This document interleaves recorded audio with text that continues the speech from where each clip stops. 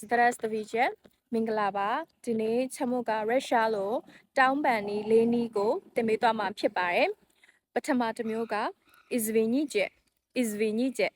извините အဓိပ္ပာယ်ကဘာလဲဆိုလို့ရှိရင်တစိမ့်လောက်ဆိုပြီးတော့လဲသူကအဓိပ္ပာယ်ရတယ်နောက်ထပ်တစ်မျိုးတောင်းပန်ပါတယ်ငါ့ကိုခွင့်လွှတ်ပေးပါဆိုတဲ့အဓိပ္ပာယ်မျိုးလဲ извините ကရတယ်ပေါ့နော်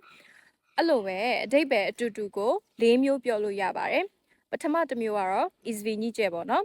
နောက်ထပ်တစ်မျိုးက извините меня